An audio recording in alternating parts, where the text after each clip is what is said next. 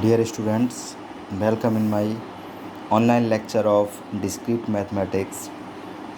Students, in today's lecture we will discuss about the rules of Boolean algebra. In previous lecture we have discussed about the introduction and definition of Boolean algebra. Okay students, let's see. Students देखेंगे rules of Boolean algebra, मतलब Boolean algebra के क्या नियम हैं जिसके आधार पर, जिसके base पर हमारी बुलियन अलजेब्रा वर्क करती है। ठीक है, सबसे पहले हम देखेंगे followings are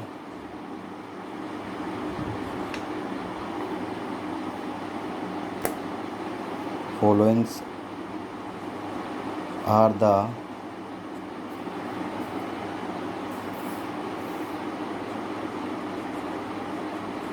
important rules used in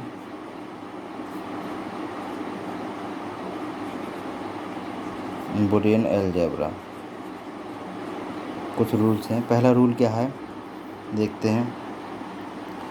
पहला रूल है कि वेरिएबल, इसमें जो भी वेरिएबल हैं, कितने, 2 वेरिएबल होते हैं, 2 हों या 3 हों, वेरिएबल्स यूज्ड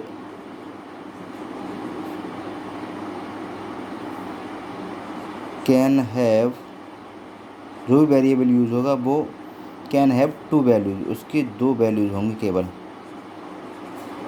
ठीक है, जो वेरिएबल यूज़ होगा बुलियन अलजेब्रा में, variable used can have only 2 values, only 2 values. ठीक है, कौन कौन सी? बाइनरी 1 फॉर हाई, ठीक है, and binary 0 for low. Okay, 2 variable होंगे, जो भी वेरिएबल यूज़ होगा उसकी केवल 2 ही वैल्यू होंगी इसमें बुलियन अलजेब्रा में। बाइनरी 1, अगर हाई है उसकी वैल्यू तो 1 और लो है तो 0। ठीक है, फॉल्स है तो 0 और ट्रू है तो 1, ये भी कह सकते हैं हम। ठीक है, सेकंड रूल क्या कहता है? इसका सेकंड रूल कहता है कि complement of a variable is represented by an over bar. ठीक है, किसी भी वेरिएबल का कॉम्प्लीमेंट होगा, complement of a variable is represented by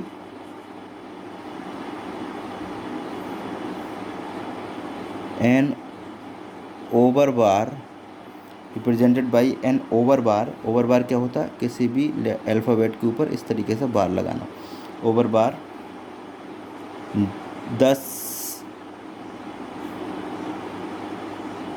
10 complement. ठीक, किसी भी वेरिएबल का कॉम्प्लीमेंट क्या होगा, उसके ऊपर इस तरीके से ओवर बार लगा देना। तो इसलिए जो complement of variable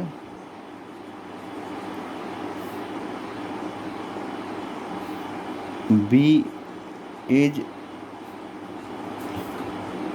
represented as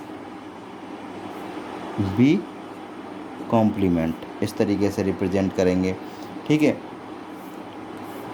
10 if B equal to 0 then B complement equal to 1 हो जाएगा। ठीक है, and B equal to 1 then B complement equal to 0। ठीक है, इसमें क्या कह रहा है ये कि जब भी कॉम्प्लीमेंट किसी वेरिएबल का होगा तो वो उसे ओवर बार, यानी उसके ऊपर इस तरीके का बार लगाकर हम रिप्रेजेंट करेंगे। मान लीजिए बी है तो उसे कैसे रिप्रेजेंट करेंगे?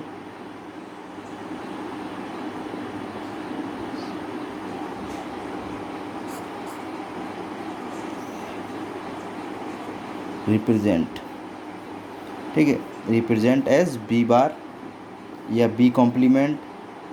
इफ़ बी इक्वल टू, अगर बी है तो कॉम्प्लीमेंट 1 हो जाएगा, अगर बी की वैल्यू 0 है तो कॉम्प्लीमेंट बी की वैल्यू 1 हो जाएगी, अगर बी की वैल्यू 1 है तो कॉम्प्लीमेंट बी की वैल्यू 0 हो जाएगी। अभी पहले बताया था 0 या 1 ही रहेंगे, जो भी वैल्यू होती है वेरिएबल होते हैं। ठीक है, नेक्स्ट थर्ड रूल है, जब हम ऑरिंग करेंगे यानी कि दो वेरिएबल की ऑरिंग करेंगे, मतलब और गेट यूज़ करेंगे या और ऑपरेशन इसमें करेंगे तो उसे हम प्लस से डिनोट करते हैं, मालूम है। कंजक्शन, जब हम डिसजक्शन सुना था आपने, उसी तरीके से और ऑपरेशन होता है हमारा। Is represented by A plus sign. ठीक है, ऑरिंग जो है वो प्लस साइन से रिप्रेजेंट होगी। ठीक है, बिटवीन देम, जितने भी हमारे एलिमेंट होंगे उनमें। ठीक है, for example ORing of A B comma C is represented as A plus B plus C. इस तरीके से हम रिप्रेजेंट करेंगे इसे।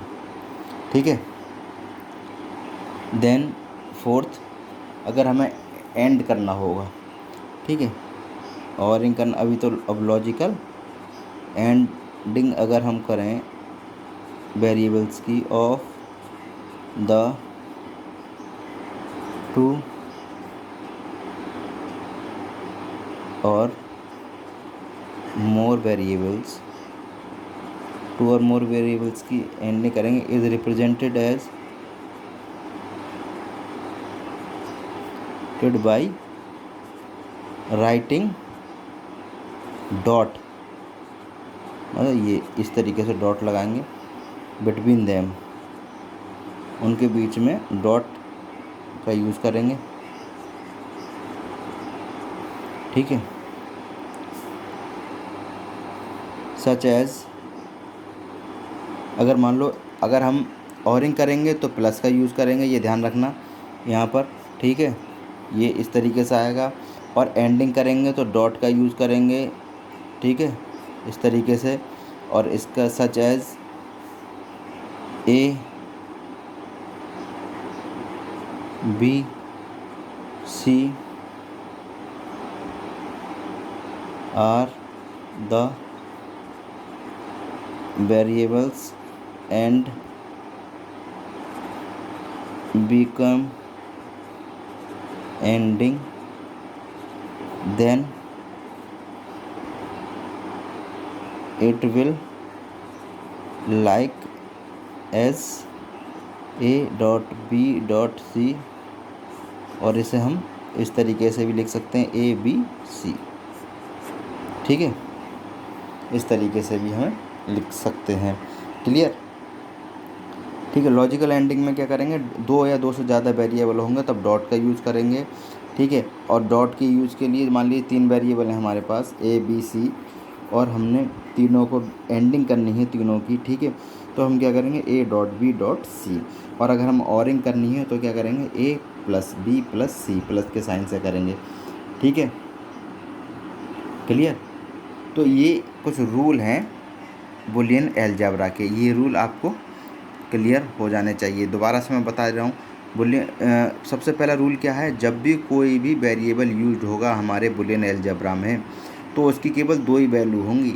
ठीक है, ये ध्यान रखिएगा।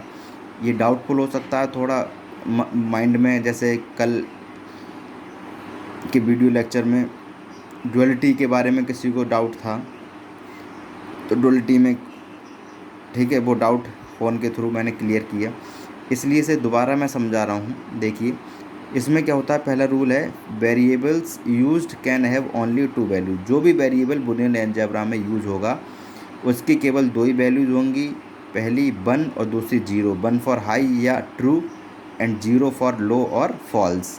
ठीक है, complement of a variable is represented by an over bar, और जो भी कॉम्प्लीमेंट हो, कॉम्प्लीमेंट का मतलब है, पहले हमने जब देखा था मैथमेटिकल लॉजिक में, तब हमारा निगेशन होता था तो हम उसे डैनियल से यूज़ करते थे, लेकिन इसमें नेगेटिव यानी कि नॉट गेट जो होता है उसे कॉम्प्लीमेंट बोलते हैं, और इसे हम रिप्रेजेंट करेंगे इस ओवर बार से। ठीक है, इस ओवर बार से इसे रिप्रेजेंट करेंगे।